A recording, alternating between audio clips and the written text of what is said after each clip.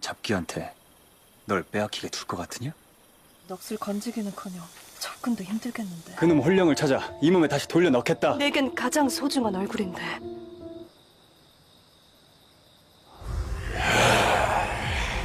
적귀.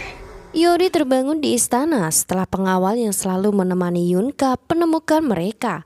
Yori kembali menyalahkan dirinya saat melihat Yunkap terbaring tak sadarkan diri. Menurut tabib, luka yang didapat Yunkap sangat parah hingga tak bisa dipastikan kesembuhannya. Pengawal itu bersaksi, tusukan pedang di perut Yunkap dilakukan oleh seorang profesional. Ia juga menemukan banyak jejak kaki di sana. Raja tak rela jika Yunkap diserang seperti itu. Ia meminta agar pelakunya segera ditemukan. Mendengar itu, Yori mulai ragu jika Kang Chori yang telah membunuh Yunkap. 새 안경이 필요하시다 하여 함께 걸러오던 중이었습니다. Seorang pengawal melapor pada Kwak tentang selamatnya Yunkap. Kwak tentu saja tak percaya karena ia sendiri melihat bagaimana Yunkap mati. Kwak tak tinggal diam. Ia menyuruh pengawal itu untuk segera menghabisi Yunkap. Sementara itu, Ibu Suri mendatangkan seorang dukun untuk membicarakan penyakit pangeran. Ibu Suri yakin bahwa roh yang merasuki pangeran adalah roh yang sama 13 tahun yang lalu karena memiliki bau busuk yang sama. Dukun itu bertanya, Ibu Suri ingin menyelamatkan pangeran atau membiarkan pangeran menjadi tumbal agar pangeran Yong-in naik tahta. Ibu Suri terlihat diam tanpa berpikir. Di malam hari, pengawal suruhan Kwak diam-diam masuk ke ruang rawat Yunkap dan berusaha membunuhnya. Yunkap yang dirasuki Kang Chori bisa mengalahkannya dengan mudah, bahkan dengan mata tertutup. Belum selesai dengan tugasnya, aksinya diketahui banyak orang hingga membuat pengawal itu kabur. Tabib dan yang lainnya terkejut saat melihat Yunkap sudah bangun, padahal itu adalah hal yang mustahil. Yunkap merasakan tubuhnya sangat sakit, apalagi di bagian tusukan itu. Bagian itu terasa sangat gatal hingga membuatnya menggaruknya. Namun hal itu malah membuat lukanya yang masih basah kembali berdarah. Saat itulah tabib mendengar suara perut Yunkap yang kelaparan hingga memberikan semangkuk bubur.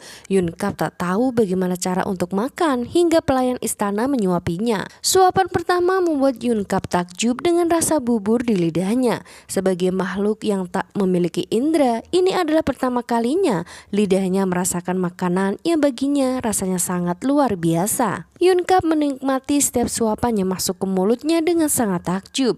Ia bahkan menghabiskan semua bubur di dapur istana. Melihat gelagat Yunkap, tabib yakin jika Yunkap mengalami amnesia. Apalagi sikap Yunkap sangat berbeda dengan Yunkap yang biasanya. Ketika asik menikmati makanannya, Yunkap mendengar rintihan menyayat hati di sekitar istana. Yunkap yang mendengar itu mulai mengkhawatirkan Yori dan bergegas mencari keberadaan Yori. Namun luka di perutnya kembali membuatnya kesakitan. Sementara itu, Yori yang sedang berjalan menuju ke kamarnya dikejutkan dengan suara Yunkap yang memanggilnya. Yori mencari keberadaan suara itu hingga ia mendengar suara itu berasal dari sebuah sumur. Tiba-tiba, sebuah hantu wanita penghuni sumur muncul lalu menarik Yori ke dalam. Roh itu berusaha menenggelamkan Yori agar Yori ikut bersamanya yang kesepian. Beruntungnya Yunkap segera datang dan membawa Yori naik.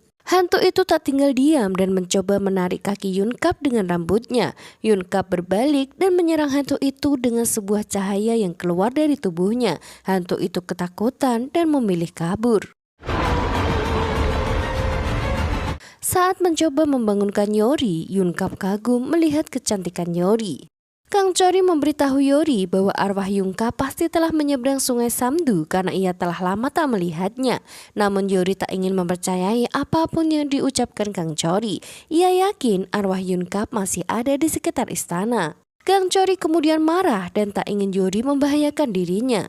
Ia telah mengejar Yori selama 13 tahun dan tak akan membiarkan makhluk lain merebut Yori dari tangannya.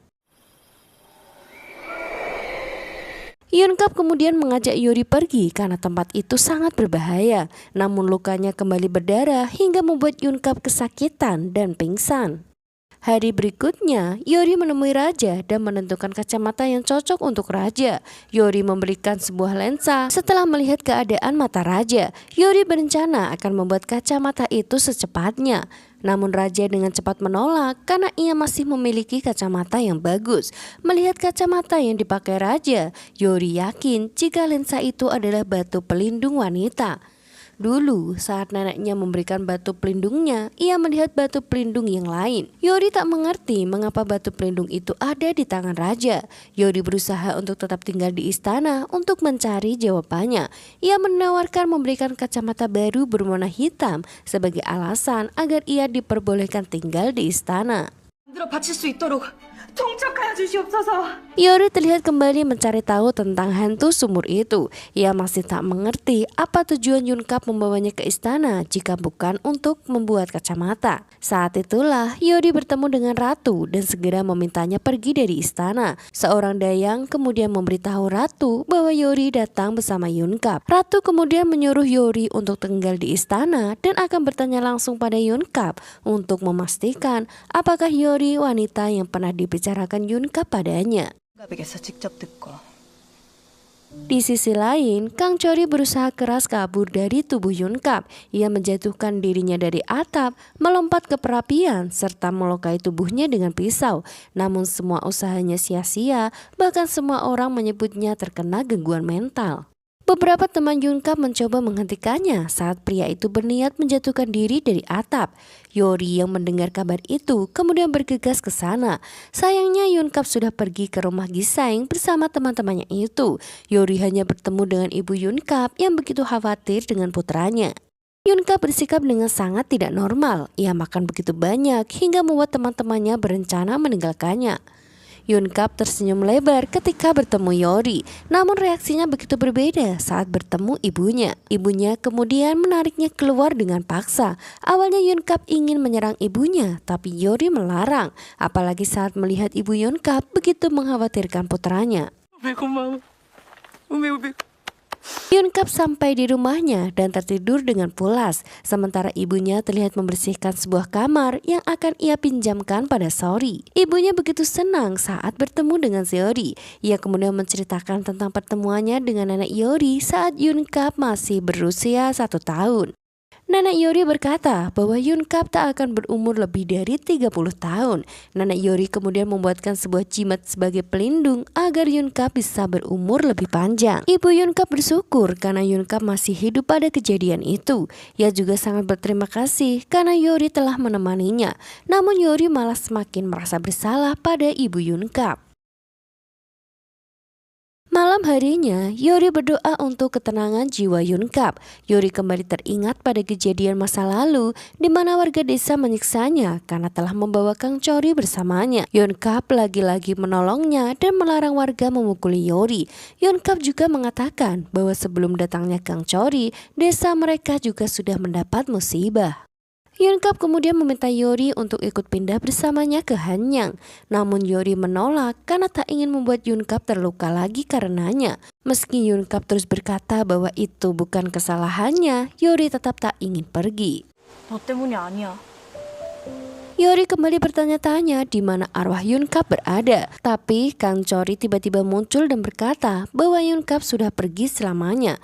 Yori mendekati Yunkap dengan tanpa rasa takut. Yakin Kang Chori terjebak dalam tubuh Yunkap dan belum menemukan cara untuk pergi. Yori kemudian memperingatkan Kang Chori untuk menjaga tubuh Yunkap selama Kang Chori berada di dalamnya. Ia juga meminta Kang Chori agar tidak menodai reputasi Yunkap dalam istana. Yori berencana mengembalikan arwah Yunkap pada tubuhnya. Hanya dengan cara itu, Yunkap bisa terlepas dari Kang Chori. Hari berikutnya, Kasim Istana menjemput Yunkap untuk datang ke istana. Selama penjemputan, ia juga ditugaskan mengamati gerak-gerik Yunkap jika pria itu benar-benar kehilangan ingatannya. Yori membangunkan Yunkap yang masih tidur di bawah selimutnya. Yunkap tak bergerak karena tak ingin meninggalkan kenyamanan tidurnya. Yunkap juga tanpa sengaja berkata bahwa ia tahu tujuan Yunkap yang asli membawa Yori ke istana. Namun Yunkap tak mengatakannya saat Yori bertanya hingga membuat Yori kesal. 알아낼 것이다. Yunkap tampak tak nyaman dengan baju yang ia kenakan. Ia bahkan tak ingin menuruti perintah raja dan berusaha mengikuti Yori pergi. Kasim istana dan pengawal bahkan harus membawanya secara paksa. 전복구이처럼 생긴 놈이 내 잠바. Sementara itu, Yori diam-diam melakukan ritual di depan sumur untuk memanggil hantu sumur itu lagi. Hantu sumur itu terpancing dan menunjukkan dirinya. Yori menanyakan tentang keberadaan arwah Yunkap dengan imbalan akan membantu hantu itu menyempurnakan rohnya.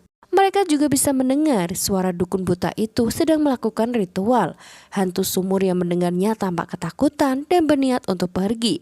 Tapi Yori melarangnya dan memaksa memberitahu keberadaan Yunkap. Hantu itu berkata, meski Yori tahu keberadaan Yunkap, Yori tak akan bisa menyelamatkannya. Rupanya saat ini, Yunkap telah ditelan oleh roh yang merasuki pangeran, yaitu hantu 8 kaki. Di saat yang sama, tubuh pangeran tampak bergerak ketika mendengar mantra yang dibaca dukun buta itu. Yunkap yang akhirnya juga tahu bahwa hantu 8 kakilah yang telah mengganggu pangeran.